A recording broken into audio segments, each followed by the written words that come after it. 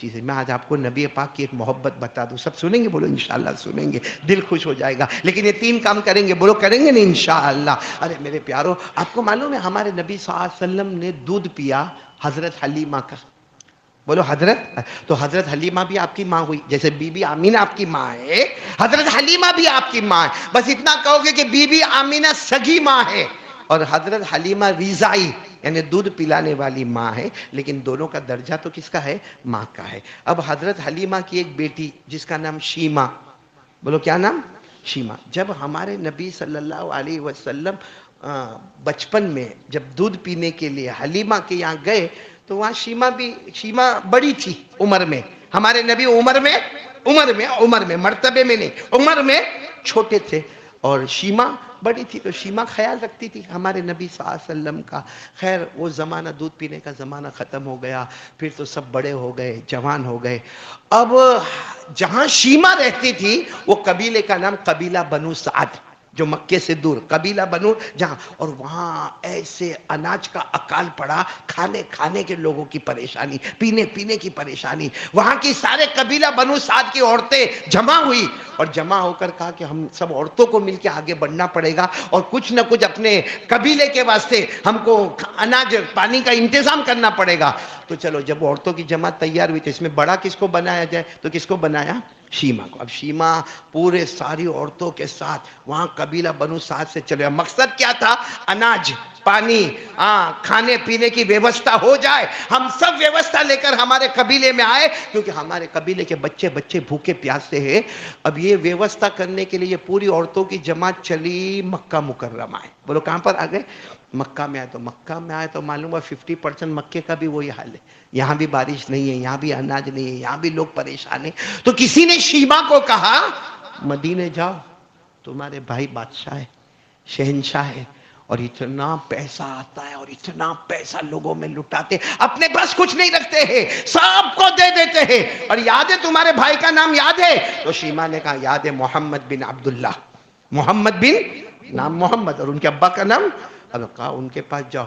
تو کچھ لوگوں نے کیا کہا, اے شیمہ نہیں جانا, وہاں نہیں جانا, بہت بڑے بادشاہ ہیں, تم لوگ سب غریب ہو, تمہارے کپڑوں کے ٹھکانے نہیں ہے, وہ بہت بڑے بادشاہ ہے اور بادشاہ کے دربار میں جانے کے لیے کچھ ہونا چاہیے. شیمہ نے جب سنا کہ میرے بھائی, بولو کون, مدینے میں ہے, کہا چلو چلتے ہیں. اب کوئی چھوٹا موٹا سفر نہیں تھا, 600 کلومیٹر کا سفر طے کرتے آج جہاں مسجد قباء ہے, قباء, وہاں شیمہ نے ساری عورتوں کو کھڑا کیا اور کہا کہ تم یہی رہو, اب میں اکیلی آگے جا رہی ہوں. اب شیمہ پوچھتے ہمارے نبی صلی اللہ علیہ وسلم کے دروازے سے 10 قدم دور کھڑی ہو گئی. وہاں کوئی شخص ملے, ان کو کہا جاؤ اندر جا کر محمد بن عبداللہ کو کہو, محمد بن عبداللہ کو کہو بہن آئی ہے. کون آئی ہے؟ اور کتنے زمانے کے بعد, کہاں دودھ پینے کے وقت کی ملاقات اور اب کی ملاقات, یعنی کئی سال گزر گئے. کہا جا کر کہو بہن شیمہ آئی ہے. تو جن کو کہا نا, انہوں نے کہا یہ ہمارے نبی کی کوئی بہن نہیں ہے, آپ واپس جائے. تو شیمہ نے کہا آپ پیغام تو پہنچاؤ, پیغام پہنچا دو, وہاں سے منع کر دیں گے میں یہاں سے چلی جاؤں گی, لیکن جواب تو لے کر آؤ. میرے دوستو, دل کو رلا دینے والی بات ہے, جہاں ہمارے نبی کو پیغام ملا اور ہمارے نبی کچھ بھی کام میں ہوں گے اور پیغام ملا کہ شیمہ میری بہن آئی, ہمارے نبی کے آنکھوں میں اس وقت جو آنسو کی لڑیاں آئی ہے اور کھڑے ہو گئے اور سیدھے اپنی چادر مبارک جو آپ کے کندھے مبارک پر تھی اس کو اٹھایا اور دروازے کے باہر آئے اور دیکھا, شیمہ کو دیکھا, کہا آؤ میری بہن آ جاؤ, اور کہا چادر بچھا دو. ہمارے نبی نے چادر بچھایا, کہا شیمہ زمین پہ چل کے نہیں آؤ گی, میری چادر ہوگی اس پر تمہارے پاؤں ہوں گے اور تم چلتے ہوئے میرے پاس آؤ گی. یہ کہہ کر تو شیمہ پہلے تو گھبرائی, کہا نہیں محمد تم میرے پاس, کہا نہیں مجھے تم کو میری چادر پہ سے ہی چل کر آنا ہوگا.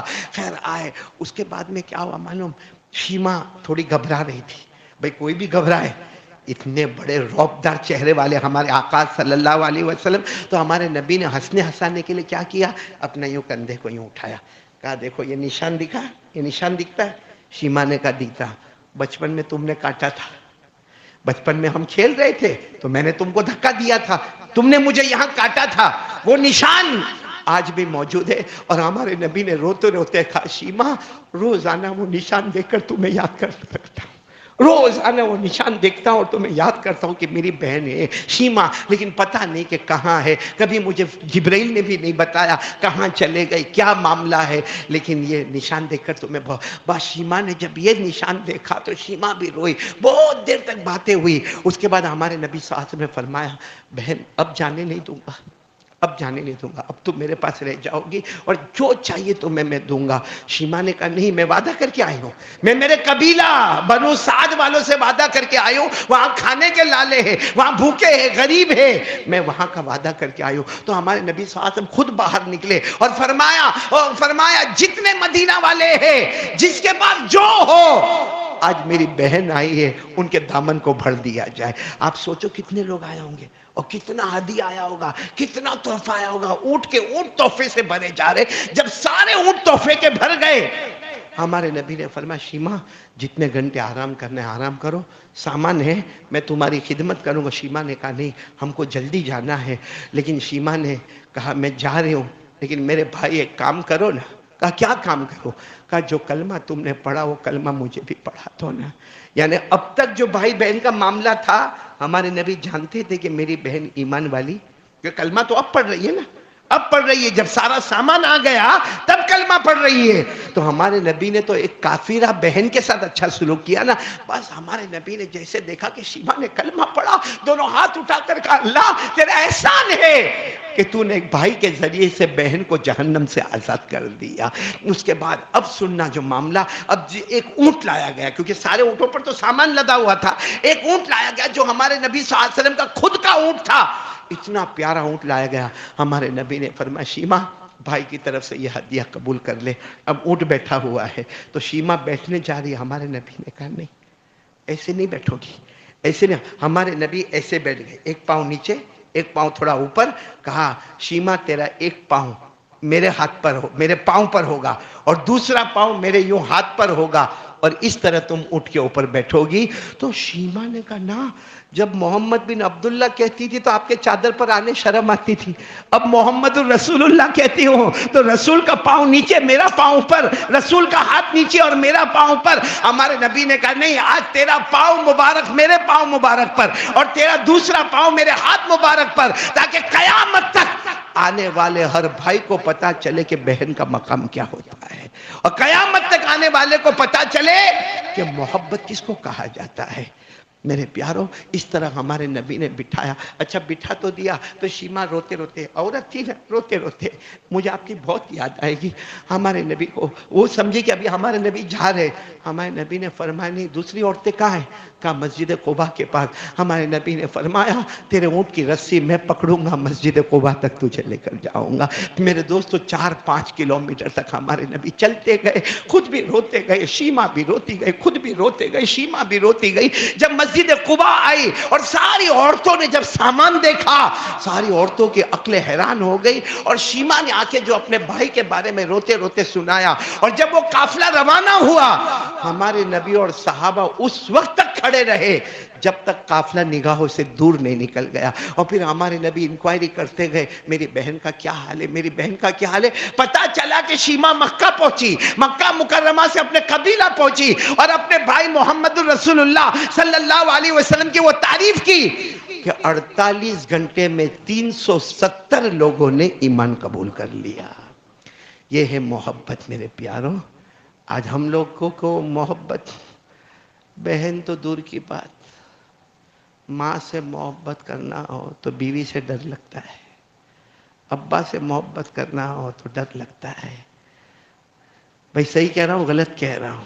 اب آپ سوچتے ہوں گے کہ ہاں یہ ہے، پریشر تو ہے گھر میں، آج بڑا پریشر ہوتا ہے گھر میں کہ بھائی اگر بہن کو کچھ دے دے اور بیوی نے دیکھا، آہا گھر میں کربلا کھڑا ہو جاتا ہے، ماتم کھڑا ہو جاتا ہے کہ آج تک بیوی کو نہیں دیا اور کس کو پہنچایا؟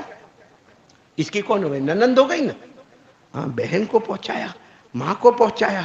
اور جیسے میں نے کہا نا کہ اگر کسی کو اپنے اندر یہ 3 چیزیں پیدا کرنا ہے، کسی کو جھوٹ بولنے کی بہت عادت ہے لیکن آج جمعہ میں وہ ارادہ کرتا ہے انشاءاللہ اب سے میں سچ بولوں گا۔ کون کون تیار ہے؟ ہاتھ اوپر کرو، بولو سچ بول۔ حالات آئیں گے، حالات آئیں گے، لیکن ہم کیا بولیں گے؟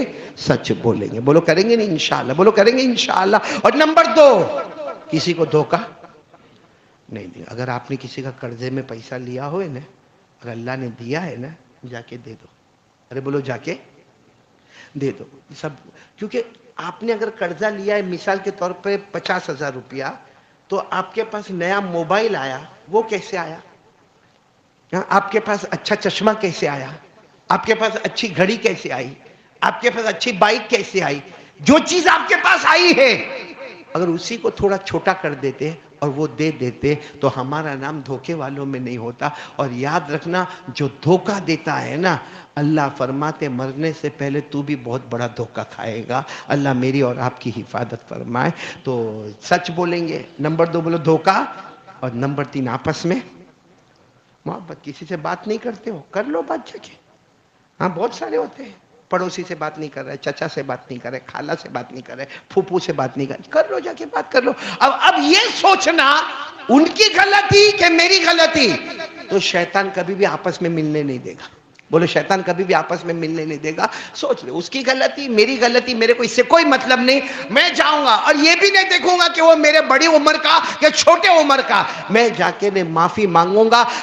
اچھا یہ بھی نہیں دیکھوں گا کہ سامنے والا معاف کرتا ہے کہ نہیں کرتا ہے. میرا کام ہے معافی مانگنا، اور اللہ کی قسم آپ معافی مانگ لو. ہمارے نبی سے بڑھ کر سچا کوئی نہیں. فرمایا من تواضع للہ رفعہ اللہ. جو اللہ کے واسطے معافی مانگے گا، اللہ اس کو عزتوں ہی عزتوں سے مالا مال کر دے گا. اور جب ہمارے نبی کہہ دے عزت ملے گی، تو دنیا کا کوئی راندر والا یا کوئی صورت والا یا کوئی انڈیا والا ہماری عزت کو ختم کر سکتا؟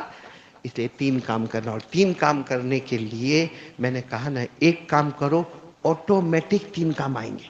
سچ بولتے ہو جاؤ گے، دھوکہ نہیں دو گے، محبت کرو گے. اور وہ کام کیا کرنا ہے؟ 5 وقت کی نماز پڑھنا ہے. نماز میں اللہ نے وہ طاقت رکھی ہے کہ جتنے دین کے شعبے ہیں آٹومیٹک ہمارے اندر آئیں گے. اللہ تبارک و تعالیٰ فرماتے میرا بندہ بہت زیادہ ایمان کے شعبے. ایمان میں کتنے شعبے ہیں؟ بخاری شریف میں الایمان بضع و ستون شعبہ. بخاری شریف میں لکھا ایمان کے 60 شاخیں ہیں. کسی روایت میں لکھا ایمان کی 70 شاخیں ہیں. کسی میں لکھا ایمان کے 80 شعبے. ارے بھائی اتنے شعبے پر کب عمل کریں گے؟ بہت آسان طریقہ بتایا، 5 وقت کی نماز پڑھ لیں، آٹومیٹک پورا دین اور شریعت ہمارے اندر آئے گی. تو کون کون تیار ہے؟ چلو وقت ختم ہو رہا ہے. کون کون تیار ہے؟ سب پڑھیں گے، نماز پڑھیں گے انشاءاللہ. وہ تینوں باتیں ہماری زندگی میں آئے گی. اور میرے دوستو، جو میں نے حضرت شیمہ کا واقعہ سنایا، واقعتاً ہمارے دل کو ہلانے والا واقعہ ہے. اگر ہم اپنی بہن سے غلط سلوک کرتے ہو، بھائی سے، ماں سے، ابا سے، خاندان سے، دنیا والوں کے سامنے اچھے بنتے ہو اور گھر میں اور خاندان میں ہم برے ہو، تو سمجھنا اس سے بڑا برا آدمی کوئی نہیں ہوگا. اس لیے ہم سب ارادہ کر کے چلے. تھوڑا اپنے اوپر مار پڑے گی، لیکن انشاءاللہ وہ مار آگے چل کر ہدایت کا ذریعہ بن جائے گی. اللہ ہم سب کو عمل کی توفیق عطا فرمائے. آمین یا رب العالمین. وآخر دعوانا